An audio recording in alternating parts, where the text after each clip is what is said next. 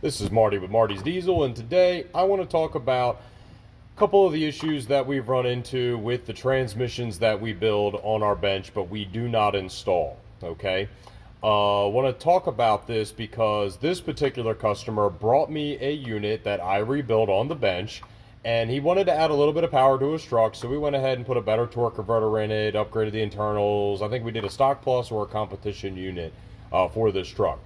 Customer installs the unit into his truck and shortly thereafter develops an issue where the torque converter locks on its own, sometimes at a red light, sometimes when he hits bumps, whatever.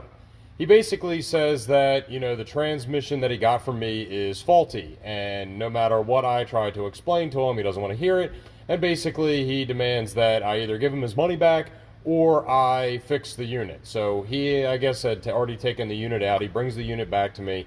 I go through the unit and basically everything looks fine. Everything looks perfect in there. I actually ohm out the solenoid pack itself. Everything's fine. I give the transmission back to the customer. The customer puts it back in the truck, and then the customer experiences the same problem about a week later. So I'm like, listen, bring me the truck. This is what I find. Okay? When I take the harness back apart, or when I take the harness apart, I should say, I'll show you what I find, but I already know where this is going because I've dealt with it enough. This is an installation error. This is an installation problem. This is not going to end up being an issue with the unit that I built for this customer. I'm going to find that there's a wire that's probably screwed up, and it's probably going to be right here. It's very common for this wiring harness to chafe here, by the way.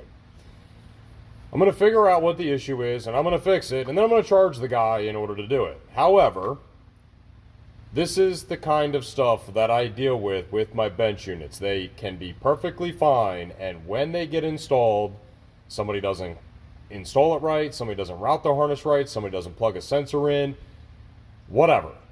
And then immediately they blame the bench build. Please, make sure that when you're installing your transmissions, if you find exposed wires like this, you look at them and or you electrical tape them and or at a minimum electrical tape them and or put some wire loom over top of them. This right here is a problem waiting to happen. Even if this does not end up being the issue, this absolutely will end up being an issue. This is something that needs to be fixed. That's all. Marty's Diesel. Bye. This particular truck was missing the little plastic tabs that hold the wiring harness to the transmission cross member. So I went ahead and electrical taped up the entire wiring harness. Then I also put new wire loom over it, and then I also electrical taped over top of that. This is really how you want this portion of your harness to look once you're done installing a trans.